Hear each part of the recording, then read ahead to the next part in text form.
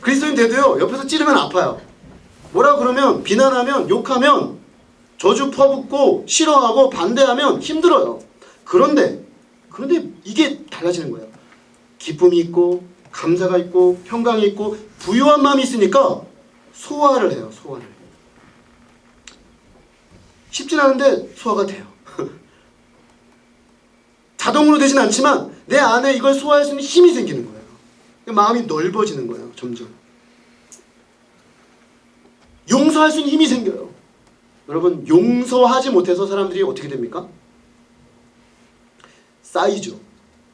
쌓여서 폭발하죠. 분. 그게 사람들 안에 있는 화죠. 화가 쌓인다고 해요. 화가. 용서할 수 없어서 내 안에 쌓다가 말로 주먹으로 하는 거예요. 제가 어저께 기사를 보니까 저는 신문 사회면 기사를 보다 보면 참 마음이 아플 때가 많은데 어저께 이런 기사가 났어요. 두 사람이 그 도박을 했던가 봐요. 근데 5만 원이 이제 서로 왔다 갔다 하다가 이렇게 시비가 붙었어요. 그 5만 원 때문에 한 사람이 다른 한 사람을 죽였어요. 아니 그 5만 원이 뭐라고? 사람 생명을 빼앗아요? 사실 근데 그게 왜 그렇습니까? 자기 안에 올라오는 분노를 다스릴 힘이 없는 거예요. 그러니까 이게 포로죠, 여러분. 다른 게 포로입니까?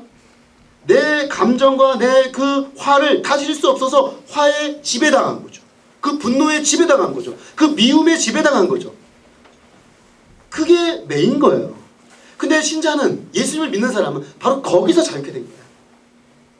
그래서 화가 올라오지만 화를 소화해낼 수 있는, 흩어버릴 수 있는 힘이 생기는 겁니다.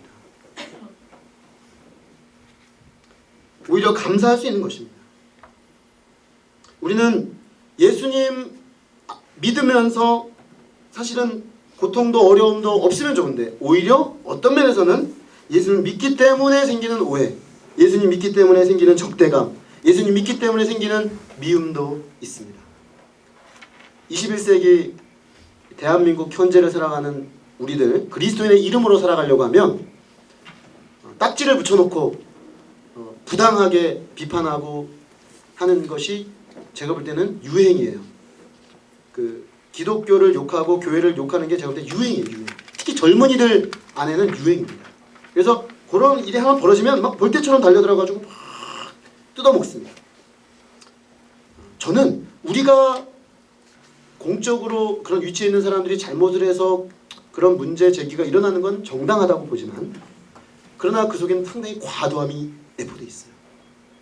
그러니까 우리가 예수님을 믿고 하나님 안에서 그리스도인으로 살아간다는 것이 쉽지 않은 시대입니다. 그건 분명해요. 그런데 우리는 이런 적대감과 이런 오해와 이런 위험 속에서 살면서도 예수님을 소유한 새 사람이 되었기 때문에 우리는 이 모든 것을 넉넉히 이길 수 있다는 것입니다. 세상에서 우리가 예수님을 따라가려고 하다 보면 항상 그런 건 아니지만 어떨 때는 남들보다 더 적게 소유해야 될 수도 있습니다. 왜냐, 나는 하늘의 가치 예수 그리스도를 소유했기 때문에 이 땅의 가치를 양보하는 거죠. 더 악착같이 끌어모을 수 있지만 그렇게 하지 않는 거죠. 그럴 수 있습니다. 성취가 좀 부족할 수 있습니다. 세상 사람들은 온통 그것만 온통 올인하니까 막 당장에 막 성취해 나가고 막 이러고 나갑니다. 근데 예수님 믿고 사니까 우리는 그게 전부가 아니거든요.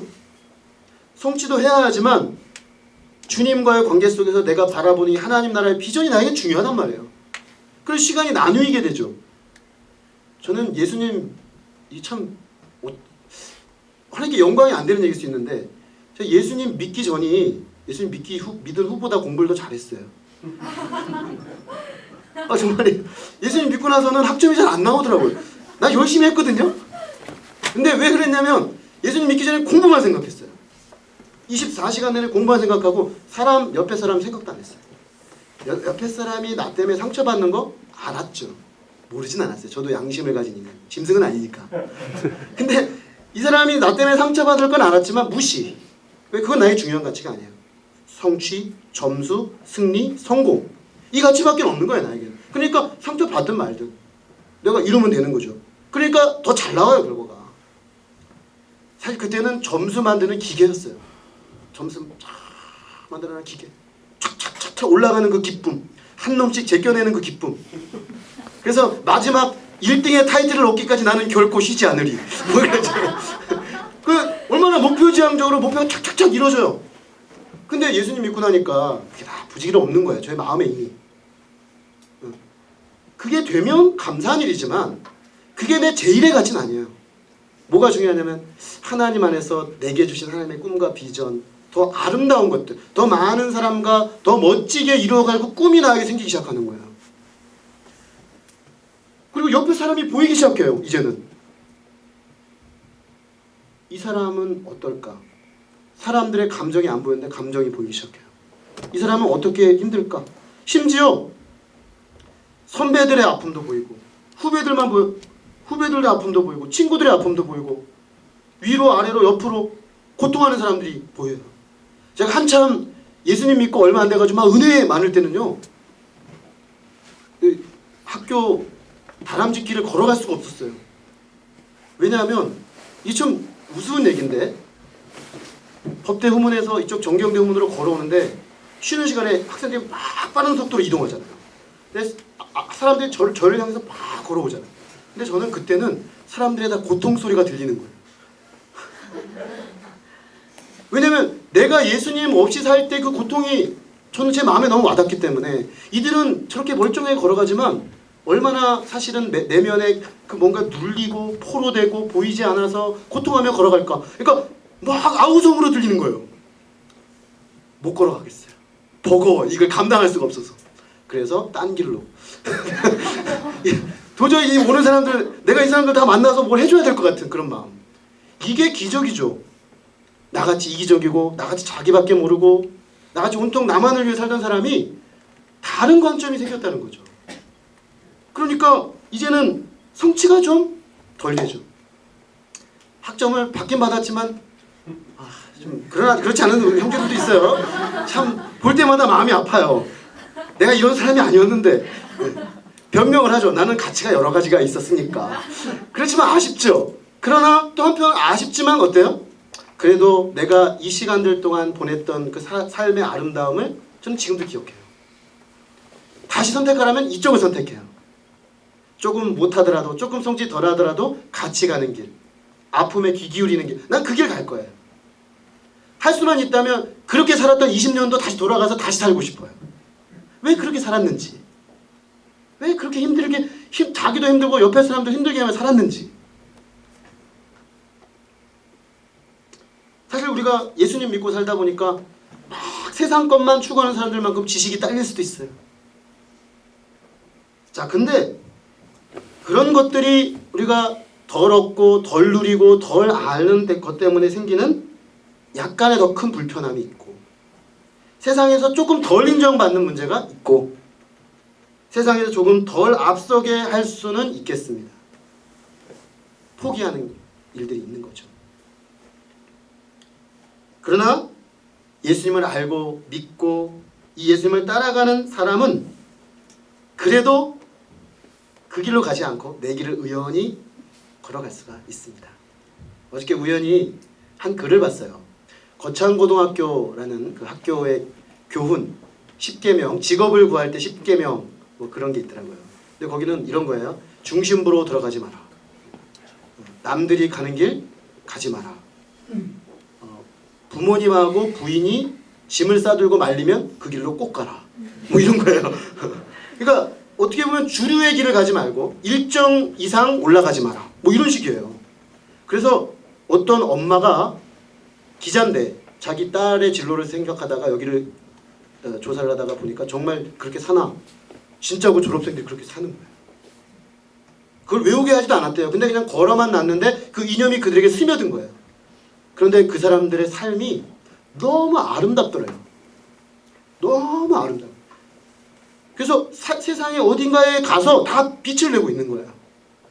빛을. 근데 그 기준들을 제가 쭉 보다가 깨달은 게 있어요. 그 학교가 정말 기독교 학교인지 잘 모르겠는데 이 기독교적 가치관들이에요. 기독교적 가치관들. 하나님 나라와 이웃을 위해서 조금 덜 누리고 조금 덜 올라가고 조금 덜 가지더라도 하나님의 그 아름다움을 나누는 삶을 살도록 한 거죠. 근데 제가 지금 와 있는 길을 제가 비춰봤어요. 제가 그 10계명 거의 다 따라갔더라고요. 진짜 깜짝 놀랐어요. 나 이대로 다 실천했네. 그래서 제가 여기 와 있어 지금. 근데 걸어오는 그 순간순간들은 뭐 남들 안 가는 길, 저 친구들 다 저쪽 길 가 있단 말이죠. 법쪽에 대부분 가 있단 말이에요. 저만 이상한 사람이었어요. 중심으로 올라가고 높은 곳으로 올라가는 길인데 저는 내려가는 길, 사람들 아무도 주목하지 않는 길, 그런 길을 걸어오는 시간들이었어요. 근데 돌이켜보니까 나의 마음과 나의 삶은 하나님의 은혜로 넓어지고 있어요. 많은 사람들과 내가 그대로 갔다라면 누릴 수 없었던 너무나 큰 부유함들을 누리며 나누며 살고 있는 거예요. 하나님의 은혜죠. 하나님의 은혜죠. 사실 망하는 길이 아니라는 거예요. 그 길이 망하는 길이 아니고 생명의 길이고 삶을 나누는 길이고 복된 길이라는 것입니다. 우리가 이 사실을 알게 되면 사람들이 뭐라 하든 세상이 뭐라 하든 내가 좀 손해보든 상관하지 않고 하나님이 내게 보여주신 그 비전, 새 소망, 그 길을 의연히 걸어갈 수가 있다는 것입니다. 예수님 때문에 새 사람이 돼서 세상을 새롭게 하는 그 일에 우리도 동참하게 되는 것입니다. 누군가 매여있는 사람들을 풀어놔주고 보지 못해서 갈 길을 몰라 방황하는 사람들에게 빛을 보여주고 포로되어 있는 사람들에게 정말 자유함을 주는, 가난한 자들에게 부유함을 나눠주는 그 예수님의 비전에 우리도 동참하게 된다는 것이죠. 이 비전에 우리가 더 깊이 사로잡힐수록, 그래서 예수님과 같은 예수님다운 참다운 인간 돼서 그 길을 걸어가는 그 기쁨, 예수님을 소개하고 그 길에 사람들을 초청하는 그 기쁨, 그 길에 대한 확신, 그 길의 끝에 대한 확신과 비전, 그 길의 끝에 예수님이 끝끝내 걸어가셨던 그 길을 통해 이 땅에 우리에게 허락된 이 부요함이, 내가 주님을 따라 나도 그렇게 걸어갈 때 그런 부요함을 나누는 길이 되겠구나 라는 확신이 있을 때 우리가 어떤 모습, 어떤 자리, 어떤 길을 여러분들이 걸어갈지라도 그 길이 그런 나눔의 길, 그런 복된 길, 생명의 길이 될 수가 있다는 것입니다. 어떤 공장 근로자가 있었습니다. 제임스 로버슨이라는 아주 평범한 공장 근로자인데, 이 사람은 디트로이트라는 미국의 지역에서 자동차를 만드는, 조립하는 그 노동자였습니다. 여러분 잘 아시겠지만 그 디트로이트가 굉장히 어려워졌죠. 자동차 산업이 어려워지면서 공장들이 폐쇄되면서 이 사람이 더 이상 생계가 어려워졌습니다. 그래서 디트로이트 지역은 할 수가 없고 옆 지역에 이제 다른 약간 금형을 만드는 그 지역에 취직을 하게 되었습니다. 근데 너무 멀어요. 수십 킬로가 되는 지역인데 이 사람이 너무 가난해가지고 이해가 잘 안 되는데 미국 사람인데 차가 없었어요. 그래서 10년 동안 매일 34km를 걸었다고 합니다. 매일 34km를 걸어서 이제 버스가 잘 안 맞고 막 그러니까 버스 잠깐 타고 그리고 걷고 34km를 오가면서 10년 동안 노동을 한 거예요. 이 사람이. 누가 그걸 뭐 알아주겠습니까? 아무도 주목하지 않지만 그는 성실하게 자신의 삶을 살면서 내 가족을 부양하고 뭔가 가치 있는, 내가 누군가에 의지하지 않고 내 손으로 노동하여 뭔가 누군가 나누는 그런 삶을 살고 싶어서 그렇게 살았대요. 그런데 어느 날 이 사람의 이야기가 우연히 인터넷에 알려지게 되었습니다. 매일 34km를 걸어다니는 어떤 미국 노동자가 있다라. 이게 알려진 거예요. 사람들이 보고 너무 감동을 받은 겁니다. 야, 저렇게 누구도 원망하지 않고 자기에게 주어진 길을 매일같이 34km를 묵묵히 걸어간 그 사람에게 감동을 받고 모금운동이 벌어졌어요. 그래서 순식간에 3억 3천만 원이 모였습니다. 그리고요, 어떤 그 지역의 그 자동차 회사가 새 차를 선물해 줬습니다. 3억 3천만 원은 자동차 보험료와 기름값과 그런 비용으로 줬다고 해요. 어제 기사에 나온 겁니다. 저는 그 기사를 보면서 번뜩 이런 생각이 들었어요. 말씀을 보면서. 아무도 알아주지 않는 그 길, 걸어간 그 길, 매일 34km를 왕복했던 그 길이 그 걸어가는 그 순간에 얼마나 힘들었을까요? 그러나 그는 그 길이 자기에게 주어진 길이라는 분명한 확신을 가지고 걸어갔을 때 그가 이걸 기대하고 간 건 아니었지만 그 길의 끝에서 그 길을 걸어간 그 평범한 그 노동자의 그 길이 수많은 사람들에게 감동을 줬다는 것입니다. 왜요? 이거 쉽지 않기 때문이죠. 쉽지 않지만 그 길을 올곧게 걸어갔던 그 사람의 삶이 주는 감동 때문에 사람들이 자신들의 주머니를 털어서 그를 격려하고 그를 축복했다는 겁니다. 저는 이런 생각을 했어요. 우리가 오늘 예수 그리스도께서 우리에게 보여주신 이 길, 때로 사람들이 오해하고 때로 사람들이 비판하고 심지어 때리려고 그러고 죽이려고 하고 그럴지라도 이 길이 예수님처럼 포로된 자를 자유케 하고 눈먼 자를 보게 하는 눌린 자를 일으키는 그런 능력의 생명의 길이라는 확신이 있다면 세상이 알아주던 말든 이 로버슨이 매일 34km를 걸어갔듯이 우리도 걸어간다면 우리를 위해 모금이 되지는 않겠지만 그 끝에서 우리를 맞이하시는 예수 그리스도의 칭찬, 하나님 아버지의 잘했다 착한 종아, 내가 10골 얻을 권세를 너에게 주겠다 하신 그 주님의 약속의 말씀이 들리리라는 그 메시지로 들렸습니다. 오늘 우리가 주님께서 여러분들에게 보여주시고 또 알려주시고 걸어가라고 여러분한테 놓아주신 그 길 위에서 우리는 예수님이 걸어가셨던 것처럼 정말 우리가 가야 할 길이라면 그 길이 정말 아름답고 소중한 길이라면 사람들의 반응에 연연하지 않고 확신을 가지고 의연히 끝까지 그 길을 걸어가는 우리 모두가 다 될 수 있기를 간절히 기도합니다. 주님의 은혜가 여러분들을 그 길을 끝까지 갈 수 있도록 축복해 주시기를 간절히 기도합니다. 우리 함께 찬송하고 기도하겠습니다. 340